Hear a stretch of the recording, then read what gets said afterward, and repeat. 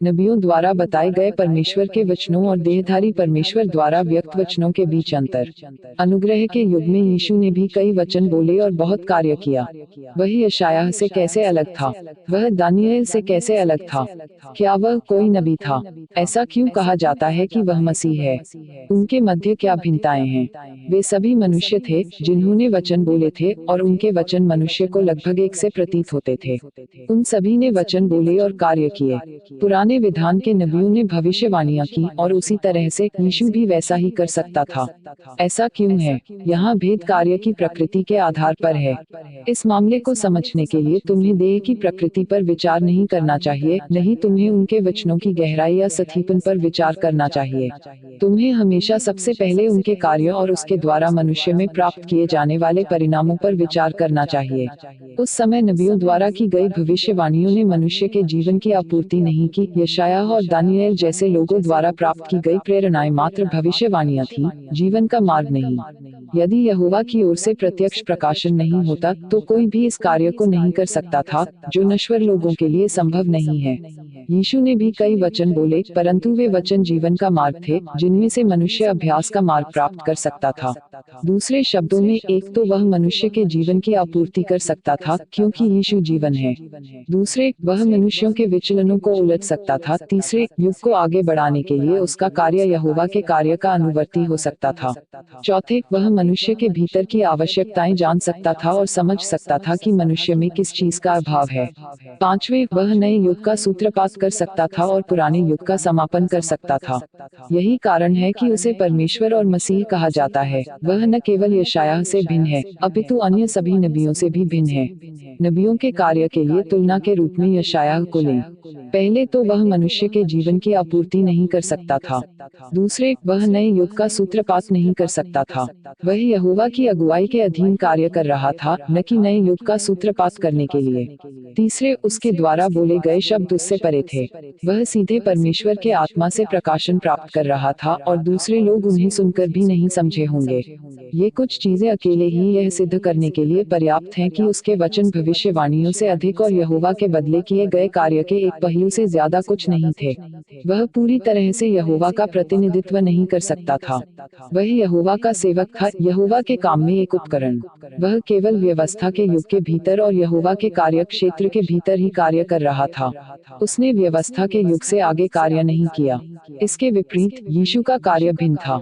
उसने यहोवा के कार्य क्षेत्र को पार कर लिया। उसने देहधारी परमेश्वर के रूप में कार्य किया और संपूर्ण मानव जाति के छुटकारे के लिए सलीब पर चढ़ गया। दूसरे शब्दों में, उसने यहोवा द्वारा किए गए कार्य के बाहर नया कार्य किया। यह नए युग का सूत्रपात करना था। इसके अतिरिक्त वह उस बारे में बोलने में सक्षम था जिसे मनुष्य प्राप्त नहीं कर सकता था। उसका कार्य परमेश्वर के प्रबंधन के भीतर का कार्य था, जो संपूर्ण मानव जाति को समाविष्ट करता था। उसने मात्र कुछ ही मनुष्यों में कार्य नहीं किया, नहीं उसका कार्य कुछ सीमित संख्या के लोगों की अगुवाई करना था। जहाँ तक इस बात का संबंध है कि कैसे परमेश्वर मनुष्य के रूप में देहधारी हुआ, कैसे उस समय पवित्र आत्मा ने प्रकाशन दिए और कैसे पवित्र आत्मा कार्य करने के लिए एक मनुष्य पर उतरा, तो ये ऐसी बातें हैं जिन्हें मनुष्य देख या छू नहीं सकता। इन सत्यों का इस बात का साक्ष्य होना सर्वथा असंभव है कि वह देहधारी परमेश्वर है। इस प्रकार अंतर केवल परमेश्वर के वचनों और कार्य में ही किया जा सकता है, जो मनुष्य के लिए दृष्टिगोचर हैं। केवल यही वास्तविक है। इसका कारण यह है कि पवित्र आत्मा के मामले तुम्हारे लिए दृष्टिगोचर नहीं है और केवल स्वयं परमेश्वर को ही स्पष्ट रूप से ज्ञात हैं, यहाँ तक कि देहधारी परमेश्वर का देह भी सारी चीजें नहीं जानता। तुम केवल उसके द्वारा किए गए कार्य से ही सत्यापन कर सकते हो कि वह परमेश्वर है या नहीं। उसके कार्यों से यह देखा जा सकता है कि एक तो वह एक नए युग की शुरुआत करने में सक्षम है। दूसरे, वह मनुष्य के जीवन की आपूर्ति करने और मनुष्य को अनुसरण का मार्ग दिखाने में सक्षम है। यह इस बात को सिद्ध करने के लिए पर्याप्त है कि वह स्वयं परमेश्वर है। कम से कम जो कार्य वह करता है, वह पूरी तरह से परमेश्वर के आत्मा का प्रतिनिधित्व कर सकता है, और ऐसे कार्य से यह देखा जा सकता है कि परमेश्वर का आत्मा उसके भीतर है। चूंकि देहधारी परमेश्वर द्वारा किया गया कार्य मुख्य रूप से नए युग का सूत्रपात करना, नए कार्य की अगुवाई करना और नया राज्य खोलना था, इसलिए ये कुछ स्थितियां अकेले ही यह सिद्ध करने के लिए पर्याप्त हैं कि वह स्वयं परमेश्वर है। इस प्रकार यह उसे यशायाह, दानियेल और अन्य महान नबियों से भिन्नता प्रदान करता है। नबियों के पूर्वकथन परमेश्वर द्वारा व्यक्तिगत रूप से निर्देशित किए गए गए थे। यशायाह, दानिएल, एजरा, यिर्मयाह और यहेजकेल जैसों की भविष्यवाणियां पवित्र आत्मा के सीधे निर्देशन से आई थी। ये लोग दृष्टा थे, उन्होंने भविष्यवाणी के आत्मा को प्राप्त किया था और वे सभी पुराने नियम के नबी थे। व्यवस्था के युग के दौरान यहोवा की अभिप्रेरणाओं को प्राप्त करने वाले लोगों ने अनेक भविष्यवाणियां की थी, जिन्हें सीधे यहोवा के द्वारा निर्देशित किया गया था। और यहोवा ने उनमें कार्य क्यों किया था? क्योंकि इस्राएल के लोग परमेश्वर के चुने हुए लोग थे और नबियों का कार्य उनके बीच में किया जाना था। इसी कारण से नबी ऐसे प्रकाशन प्राप्त करने में समर्थ थे। वास्तव में वे स्वयं भी परमेश्वर से प्राप्त प्रकाशनों को समझ नहीं पाए थे। पवित्र आत्मा ने उनके मुंह के जरिए वे वचन कहे थे, ताकि भविष्य के लोग उन चीजों को समझ पाएं और देख सके कि वे वास्तव में परमेश्वर के आत्मा अर्थात पवित्र आत्मा के कार्य थे और मनुष्य की ओर से नहीं आए थे, और उन्हें पवित्र आत्मा के कार्य की पुष्टि प्रदान की जा सके। अनुग्रह के युग के दौरान यीशु ने उनके बदले स्वयं यह सब कार्य किया, इसलिए लोगों ने आगे भविष्यवाणी नहीं की। तो क्या यीशु एक नबी था? निस्संदेह यीशु एक नबी था, लेकिन वह प्रेरितों का काम करने में भी सक्षम था। वह भविष्यवाणी करने और पूरे देश के लोगों के बीच प्रचार करने और सिखाने दोनों का काम कर सकता था। फिर भी उसने जो कार्य किया और जिस पहचान का उसने प्रतिनिधित्व किया, वे एक समान नहीं थे। वह सारी मानव जाति को छुड़ाने, मनुष्य को उसके पापों से छुड़ाने के लिए आया था। वह एक नबी और प्रेरित था, किंतु इस सबसे बढ़कर वह मसीह था। एक नबी भविष्यवाणी कर सकता है, परंतु यह नहीं कहा जा सकता कि वह मसीह है। उस समय यीशु ने अनेक भविष्यवाणियां की और इसलिए यह कहा जा सकता है कि वह एक नबी था, किंतु यह नहीं कहा जा सकता कि वह नबी था और इसलिए वह मसीह नहीं था। ऐसा इसलिए है क्योंकि कार्य का एक चरण पूरा करने में उसने स्वयं परमेश्वर का प्रतिनिधित्व किया और उसकी पहचान यशायाह की पहचान से अलग थी। वह छुटकारे का कार्य पूरा करने आया था और उसने मनुष्य के जीवन के लिए पोषण भी प्रदान किया और परमेश्वर का आत्मा सीधे उसके ऊपर आया था। जो कार्य उसने किया था उसमें परमेश्वर के आत्मा की कोई अभिप्रेरणा या यहोवा का कोई निर्देश नहीं था। इसके बजाय आत्मा ने सीधे तौर पर काम किया, जो यह साबित करने के लिए काफी है कि यीशु नबी के समान नहीं था। जो कार्य उसने किया वह छुटकारे का कार्य था, भविष्यवाणी करना दूसरे स्थान पर आता था। वह एक नबी और प्रेरित था, पर उससे भी बढ़कर वह एक उद्धारक था। जबकि भविष्यवक्ता केवल भविष्यवाणी कर सकते थे और कोई अन्य काम करने में वे परमेश्वर के आत्मा का प्रतिनिधित्व करने में असमर्थ थे। चूंकि यीशु ने ऐसा बहुत सा काम किया जो मनुष्य द्वारा कभी नहीं किया गया था और उसने मनुष्य को छुटकारा दिलाने का काम किया, अतः वह यशायाह जैसों से भिन्न था। राज्य के युग के दौरान देहधारी परमेश्वर उन सभी लोगों को जीतने के लिए वचन बोलता है जो उस पर विश्वास करते हैं।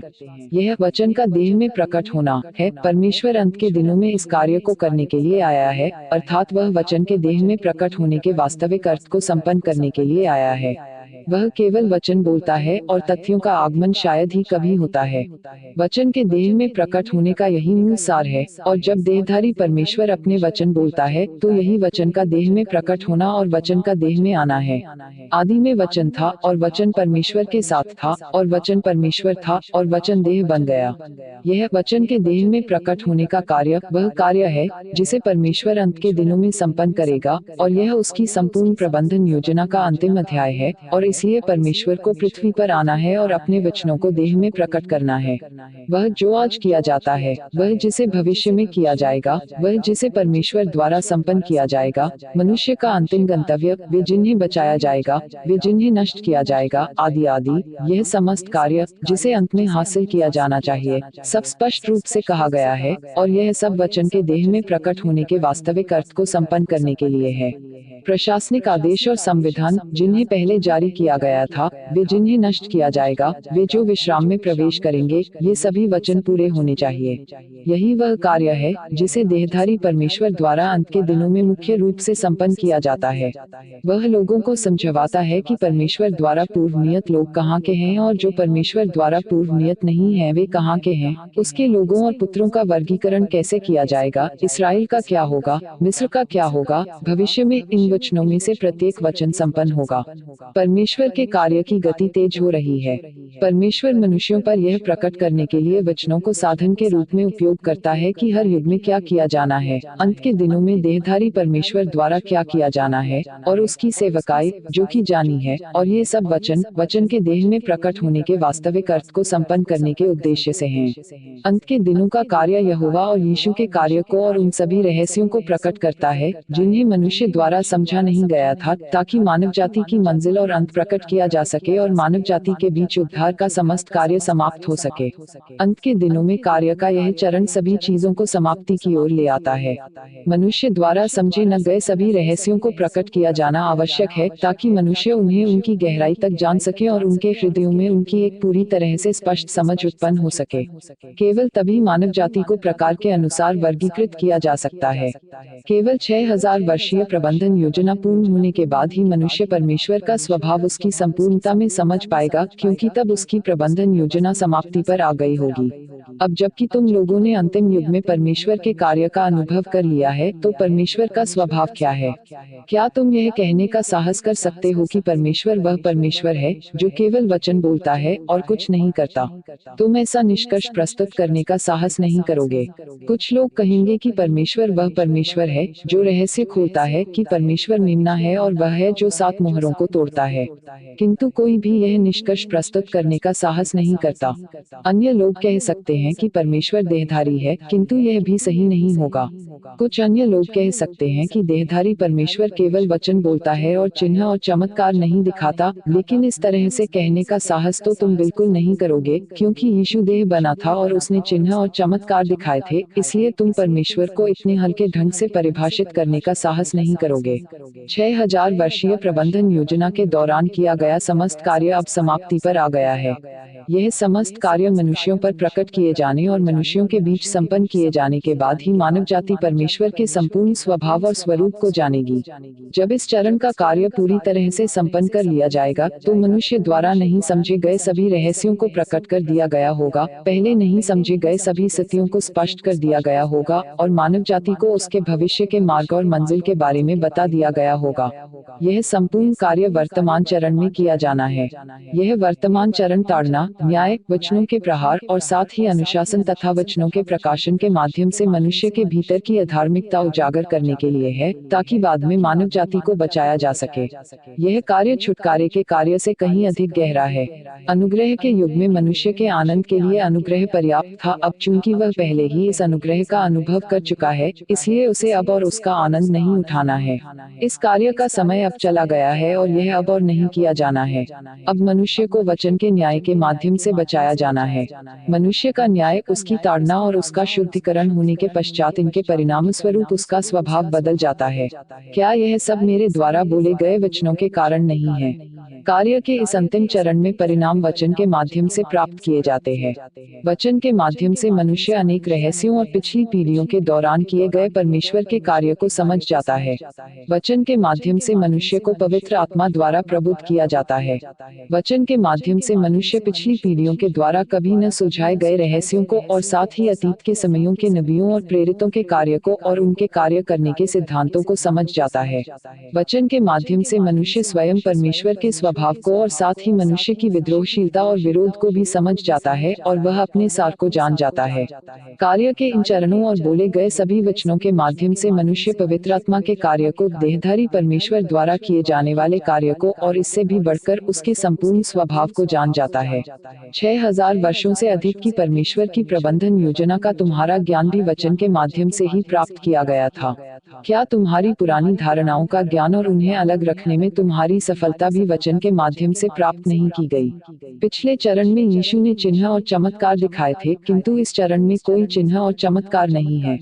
क्या तुम्हारी यह समझ भी कि परमेश्वर चिन्ह और चमत्कार क्यों नहीं दिखाता, वचन के माध्यम से ही प्राप्त नहीं की गई? इसलिए इस चरण में बोले गए वचन पिछली पीढ़ियों के प्रेरितों और नबियों द्वारा किए गए कार्यों से बढ़कर हैं।